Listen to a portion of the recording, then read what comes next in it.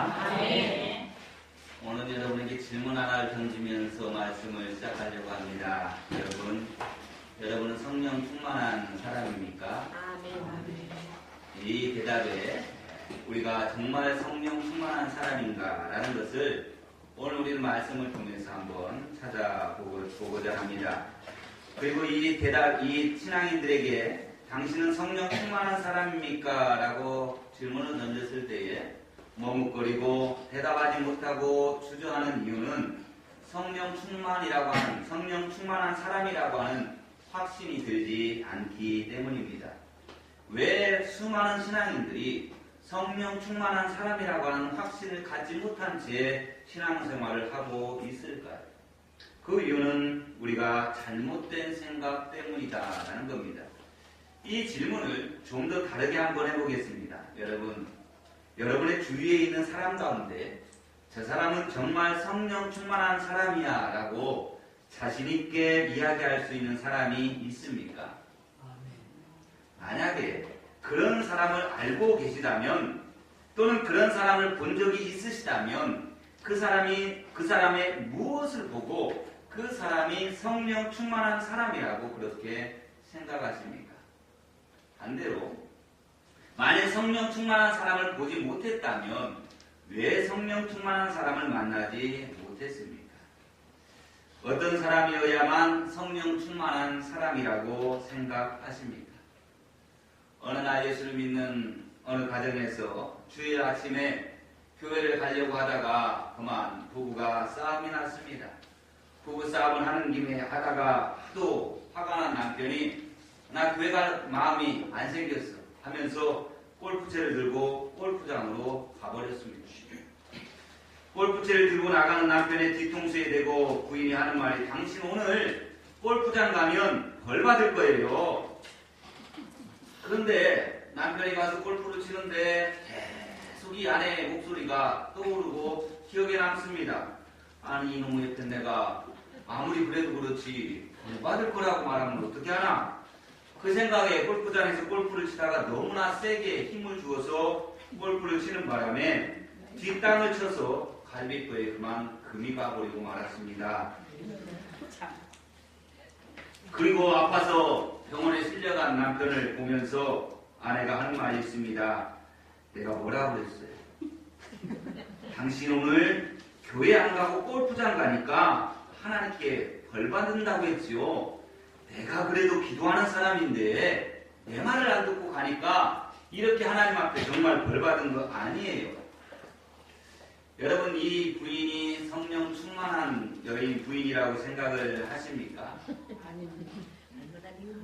이 말을 들은 남편이 이 이야기를 들으며 아이고 그래 내가 잘못했네. 주일날 교회를 가야 되는데 아무리 기분이 나빠도 교회를 갔어야 되는데 내가 당신 말 안 듣고 골프장 가가지고 골프 치다가 이렇게 당했으니 마땅히 이렇게 아파야 당연하지 벌 받는 게 당연하지 하며 눈물을 흘리면서 이 남편이 회개하며 내가 다음부터는 절대로 교회 빠지지 않겠어 라고 그렇게 대답을 할까요? 여보 많이 아팠지요.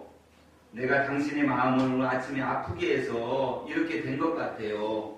죄송해요. 미안해요. 이렇게 이야기를 하면 남편이 그 말을 들으면서 아니 내가 잘못해서 다쳤는데 당신이 미안해할 게 뭐가 있어. 내가 잘못한 것이지 다음부터는 당신 말 잘 들을게. 이렇게 남편이 나오지 않겠습니까? 여러분 우리는 자주 성령 충만을 성령의 은사와 혼돈하는 경우가 많습니다. 그래서 성령의 은사를 가지고 특별하게 사역하는 사람들에게 성령 충만한 사람이다 라고 그렇게 생각을 합니다. 예를 든다면 방언을 하거나 방언 통역을 하는 사람을 보면 저 사람은 성령 충만한 사람이라고 생각합니다. 방언으로 열심히 기도하는 사람을 성령 충만한 사람이라고 생각을 하고 병을 고치고 기적을 행하는 사람은 틀림없이 성령 충만한 사람일 것이라고 생각합니다. 사람들의 마음에 감동을 주는 간증을 하거나 찬양을 부르는 사람을 보면 저 사람은 틀림없이 성령 충만한 사람일 거야 라고 생각합니다. 예언을 하거나 예언 기도를 해주는 사람은 성령 충만한 사람이라고 생각을 합니다.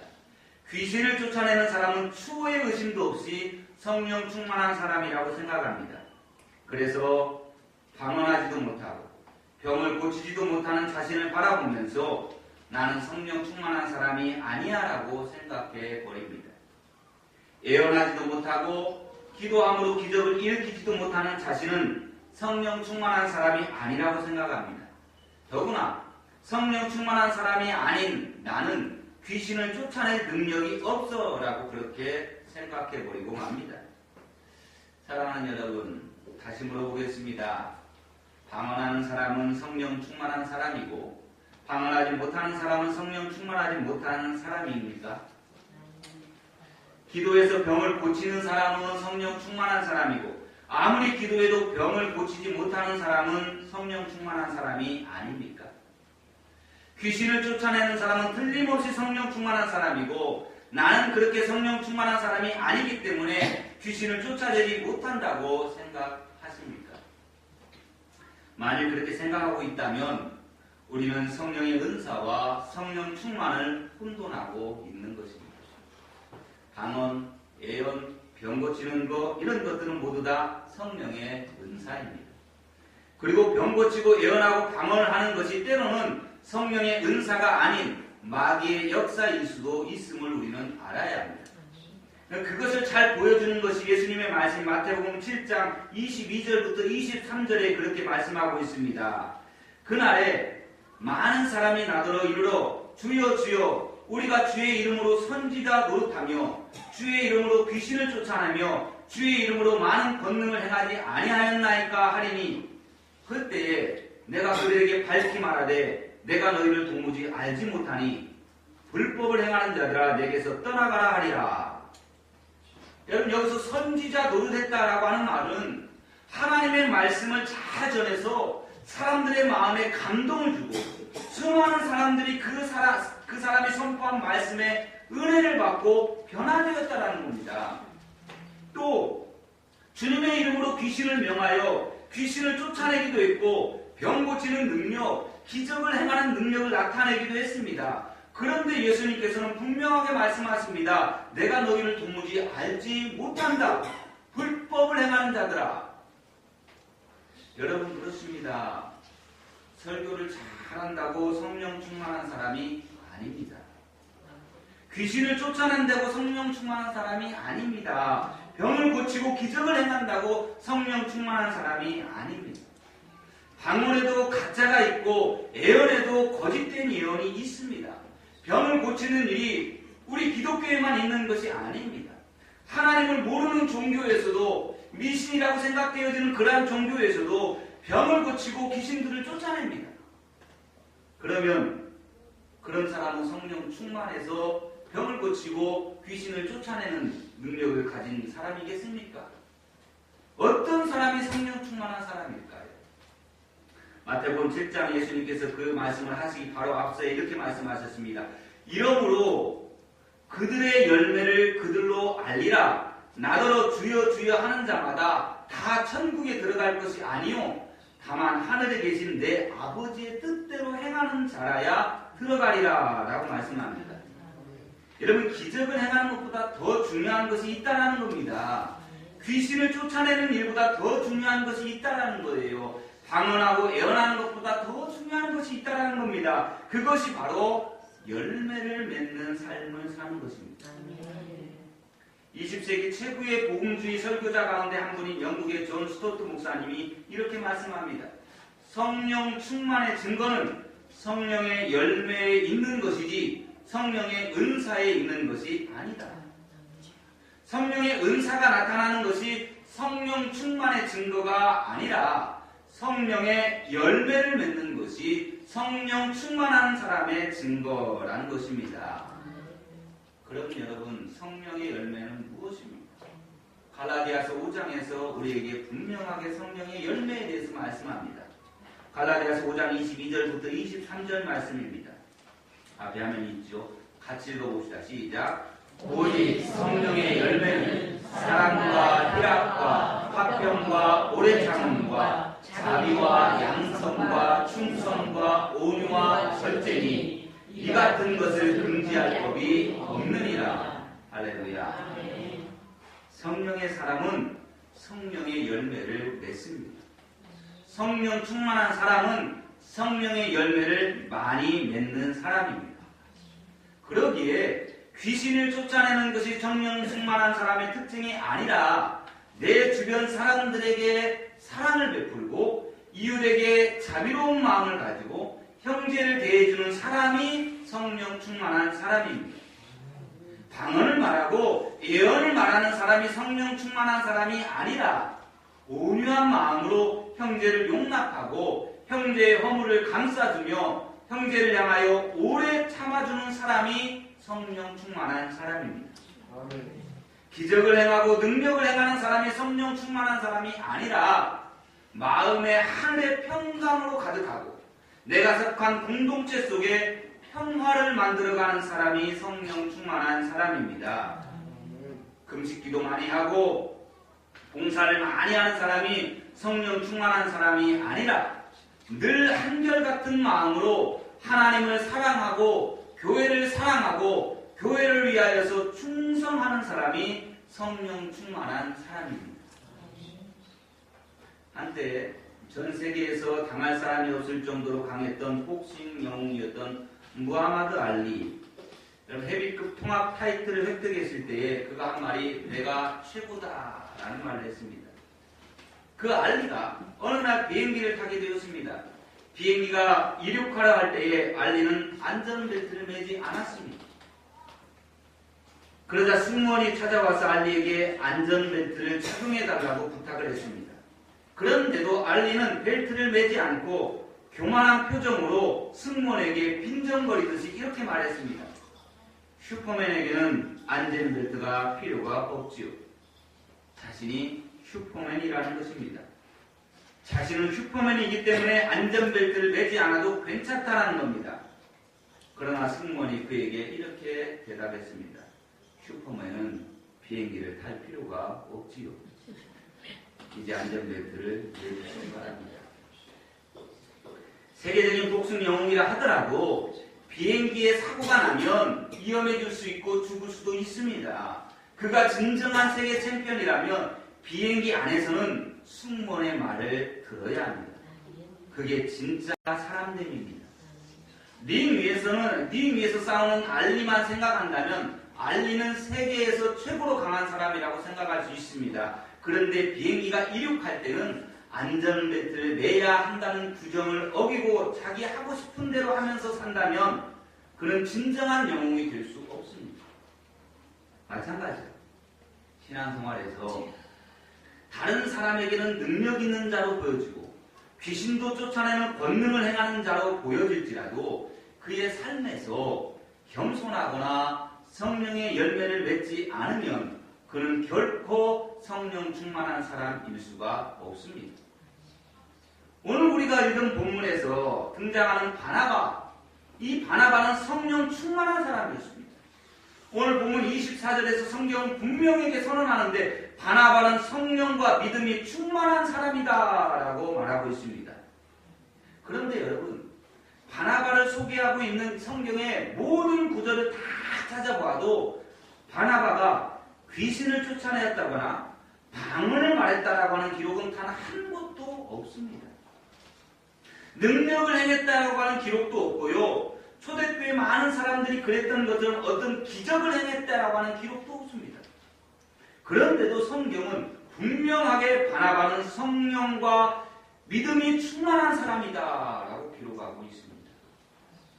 그렇다면 사람들은 어떻게 바나바가 성령 충만한 사람이라는 것을 알았을까요? 사도행전 2장 첫 번째 오순절 성령 강림 때에 성령께서 불의 혀같이 갈라지는 모습을 보이며 그에게 임했기 때문에 사람들이 그 모습을 보고 그가 성령 충만한 사람이라고 알았을까요? 성령께서 급하고 강한 바람 같은 소리와 함께 그리고 불의 혀같이 갈라지는 모습을 보이며 임한 것은 사도행전 2장의 오순절 성령 강림 때 그 외에는 그 어떤 기록에도 없습니다. 그런데도 성경은 우리에게 자주 성령 충만해야 한다라고 말씀하고 있습니다. 그렇다면 여러분, 우리가 어떻게 성령 충만한 것을 알 수가 있을까요? 성령 충만하다고 하는 증거가 무엇일까요? 앞서 말씀드린 것처럼 성령의 열매가 나타날 때 우리는 성령 충만하다는 것을 알 수 있습니다. 다시 말하면 그의 삶에서 성령의 열매를 맺는 삶을 살 때 성령 충만하다는 것을 알 수가 있습니다. 오늘 본문에서 우리는 바나바의 성령 충만한 모습을 읽어볼 수가 있습니다. 그 첫 번째가 바로 그가 왜 성령 충만한 사람이라고 인정을 받았는가? 첫째가 바로 그가 신뢰를 얻는 사람이었다는 겁니다. 다시 말하면 믿음직한 사람이었다는 것입니다. 오늘 본문의 이야기는 안디옥에서 일어난 일을 설명하고 있습니다. 19절의 말씀처럼 예루살렘에 큰 환난이 일어납니다. 첫 번째 순교자인 스데반을 죽인 유대인들이 예수 믿는 사람들을 죽이기 위해 혈안되어 있었습니다. 그래서 예수 믿는 사람들은 박해를 피해서 예루살렘을 떠나게 됩니다. 그런데 예수 믿는 사람들은 비록 박해를 피해 다른 지역으로 도망을 갈지라도 예수 믿는 것만큼은 포기할 수가 없었습니다. 예수 믿는 것을 포기하지 않았을 뿐만 아니라 가는 곳곳마다 예수님을 증거하고 교회를 세웠습니다. 처음에 그들은 유대인에게만 복음을 전했습니다. 그런데 안디옥에서는 달랐습니다.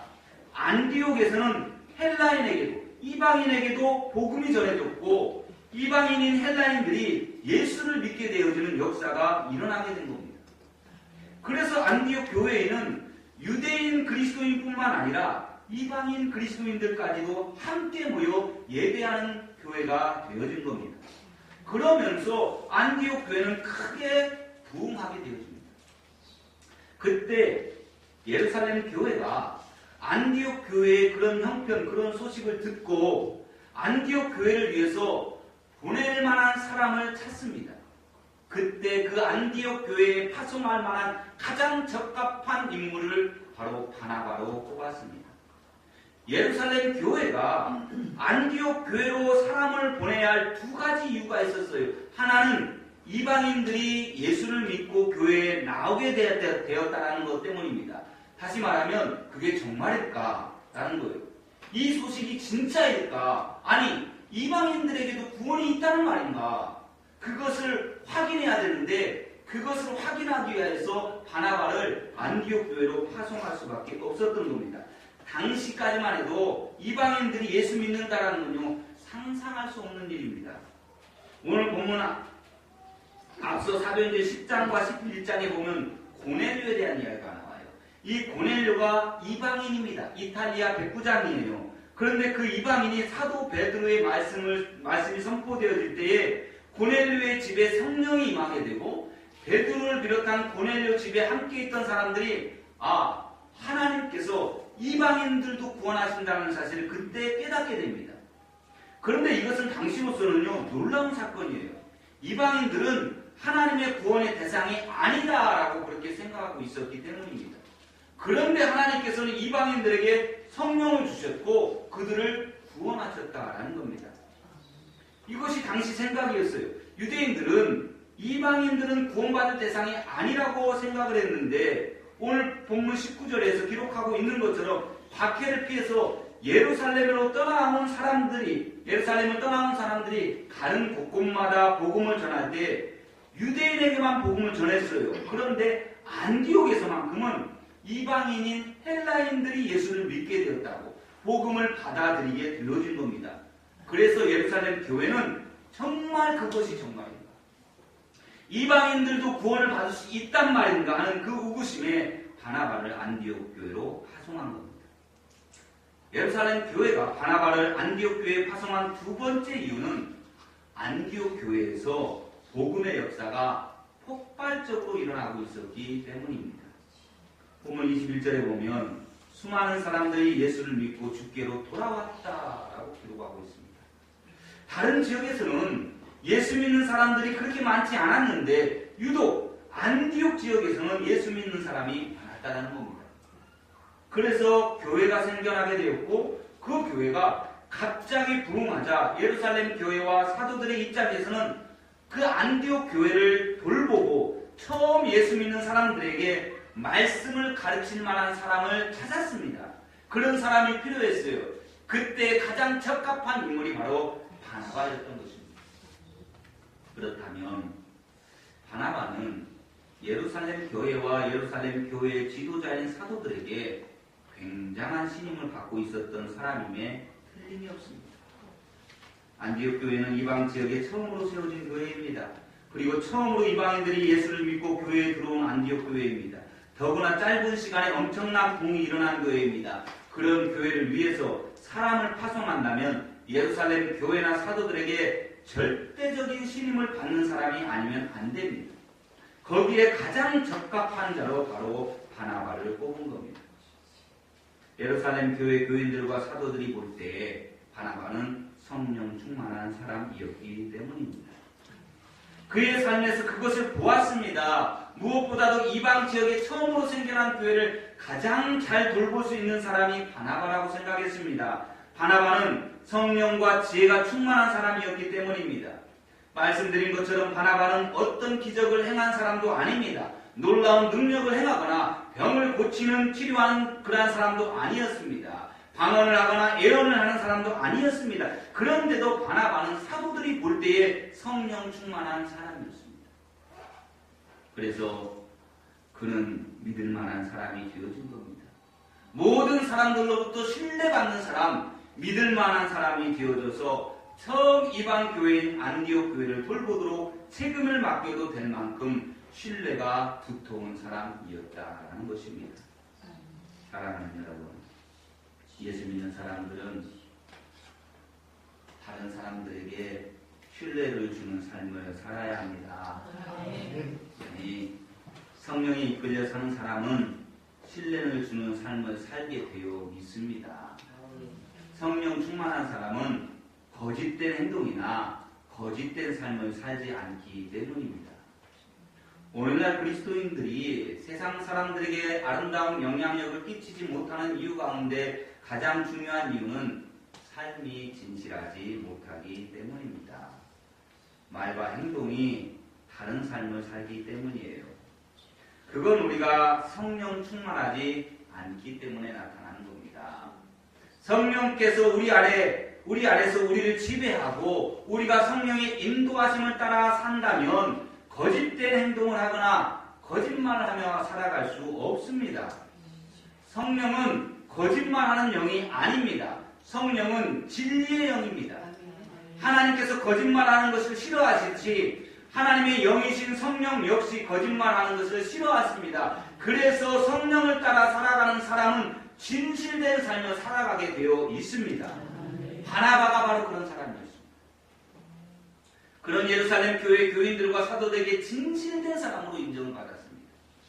그래서 이런 사람이라면 안디옥 교회를 잘 이끌 수 있을 것이라고 하는 신뢰를 얻게 되었고 안디옥 교회로 파송을 받게 되었습니다. 두 번째로 성령 충만한 사람은 다른 사람을 신뢰하는 사람입니다. 바나바 역시 그랬습니다.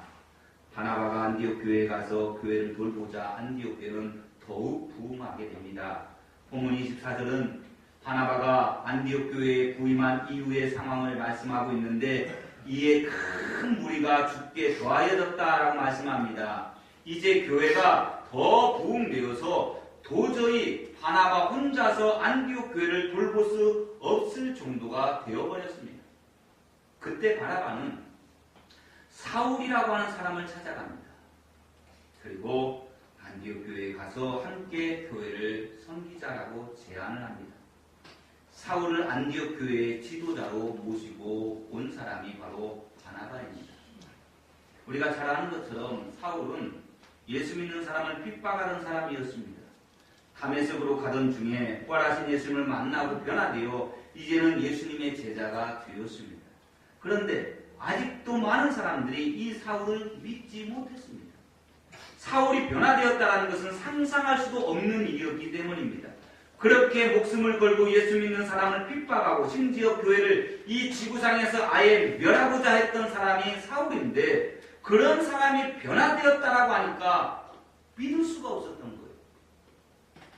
그때의 상황을 사도 바울은 갈라디아서 1장에서 이렇게 회상을 하는데, 예수님을 만나고 나서 그는 예루살렘으로 바로 가지 않습니다. 3년 동안 아라비아와 다메섹에 머물러 있습니다. 그리고 난 다음에 예루살렘으로 가요. 그리고 난 다음에 바울을 예루살렘에 갔는데 예루살렘에서 아무도 바울을 만나주지 않습니다. 예루살렘에서 15일 동안 머물면서 사도 바울은 오직 야고보 사도 외에는 아무도 만날 수가 없었습니다. 그만큼 예루살렘 교회와 사도들조차도 사도 바울의 변화를 믿을 수가 없었던 거예요. 그런데 바나바는 사울의 변화를 믿었습니다. 사울이 예수 믿는 사람들을 박해하는 데서 예수 믿는 사람으로 바뀌었다는 것을 믿었을 뿐만 아니라 사울 정도면 안디옥 교회에서 함께 목회할 때 자신에게나 안디옥 교회에 큰 유익이 될 것이라는 것을 알았습니다. 그래서 아무도 사울을 믿어주지 않을 때에 바나바는 사울을 믿었고, 그리고 사울을 데리고 와서 함께 안디옥 교회를 섬기게 되었습니다. 사울이 바울 되게 한 사람이 바로 바나바입니다. 인류의 역사에서 가장 훌륭한 복음의 사역자를 만들어낸 사람이 바로 바나바입니다. 성령 충만한 사람은 사람을 의심하지 않습니다. 사람을 믿어줍니다. 자신이 신뢰받은 만큼 자신이 하나님으로부터 신뢰받는 삶을 살아가는 것처럼 다른 사람의 말과 행동을 믿어줍니다.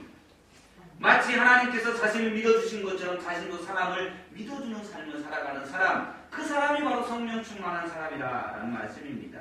아멘.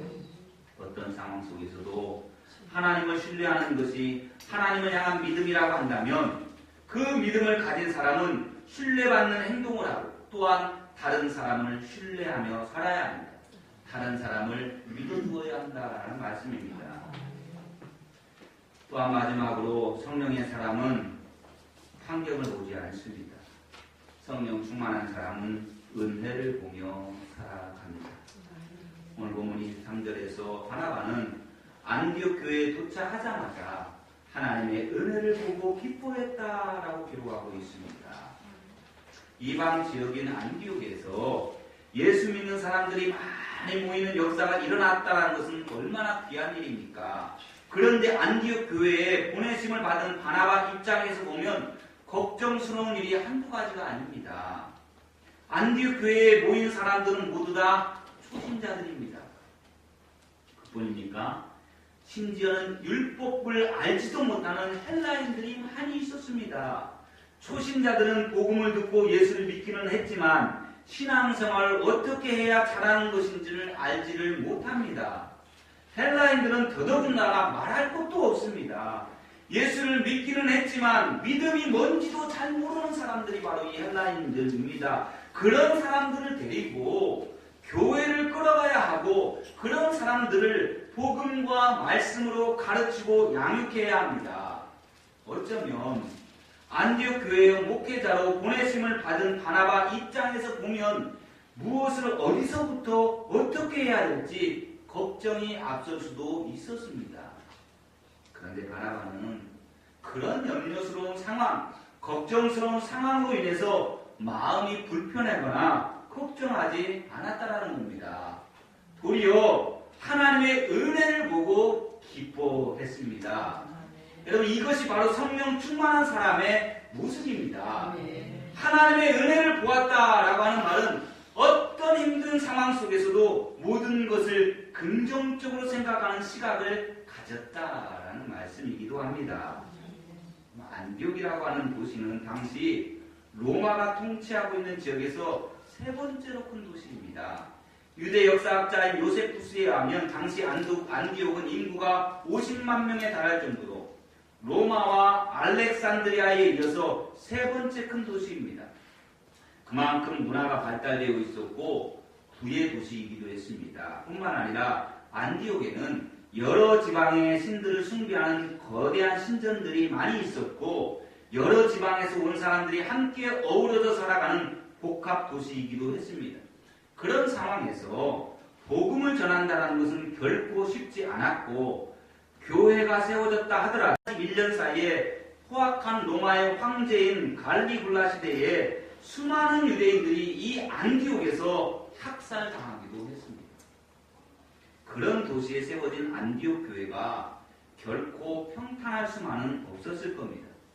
그럼에도 바나바는 그런 걱정스럽고 두려운 환경을 보지 않았습니다. 오직 하나님의 은혜만을 바라보았습니다. 모든 상황을 긍정적으로 바라본 것입니다. 사랑하는 여러분, 성령 충만한 사람은 부정적인 것을 보는 사람이 아니라 긍정적인 것을 보고 긍정적인 생각을 하고 긍정적을 하는 사람이 성령 충만한 사람입니다. 우리가 사는 세상에 완벽하고 좋은 환경은 없습니다. 또한 완벽하게 나쁜 일들로만 가득 찬 환경도 없습니다. 모든 상황이 좋은 면이 있는가 하면 좋지 않은 면도 있습니다. 중요한 것은 우리가 무엇을 보며 사느냐라는 겁니다. 똑같은 상황에서 좋은 것을 보는 사람은 매사에 긍정적이고 행복하게 살 수 있지만 똑같은 상황에서도 좋지 않은 것을 보고 부정적으로 생각하는 사람은 모든 일에 불평만 가득하게 되어집니다. 그런 사람은 결코 기쁨의 삶을 살 수도 없고 행복한 삶을 살아갈 수도 없습니다. 바나바는 성령 충만한 사람이었습니다. 그래서 좋은 면만 바라보았습니다. 그래서 안디옥에서 바나바는 하나님의 은혜만을 볼 수 있었던 것입니다. 하나님께서 오늘 우리에게 성령 충만하고 하라고 말씀하고 계십니다. 그것은 우리가 선택할 수 있는 것이 아닙니다. 하나님께서 우리에게 성령 충만해야 한다고 말씀하신 이유는 방언이나 예언처럼 신비로운 경험을 하거나 병을 고치는 것이나 기적을 행하는 것, 그것을 하기 위함이 아닙니다. 사람들에게 참 훌륭한 사람이라고 인정받기 위함도 아닙니다. 성령 충만은 우리를 하나님 앞에 바로 세워서 하나님께서 바라보실 때에 다른 신앙의 삶을 살게 하는 것, 이것이 하나님이 우리를 성령 충만으로 이끌어 가시는 겁니다. 성령 충만의 이유는 결국 우리의 삶에서 성령의 열매를 맺어서 하나님의 영광을 세상 속에 드러내기 위해서입니다. 그러기 위해서 우리는 다른 사람들로부터 신뢰할 수 있는 삶을 살아야 될 줄로 믿습니다. 뿐만 아니라 다른 사람들을 신뢰하며 살아가야 합니다. 좋은 면을 보면서 긍정적으로 생각하며 살아야 합니다. 그것이 하나님께서 우리에게 주신 성령을 주신 이유이기도 합니다. 사랑하는 성도 여러분, 우리 모두 성령 충만한 자가 됩시다. 성령 충만한 자는 성령의 은사를 가지고 살아가는 자가 아니라 성령의 열매를 맺으며 살아가는 사람들입니다. 성령의 열매를 통해서 이 세상 속에서 하나님의 영광을 드러내기를 주님의 이름으로 축원합니다. 이 말씀을 기억하면서 이 시간에 함께 기도하는 시간을 갖도록 합시다. 이 시간 하나님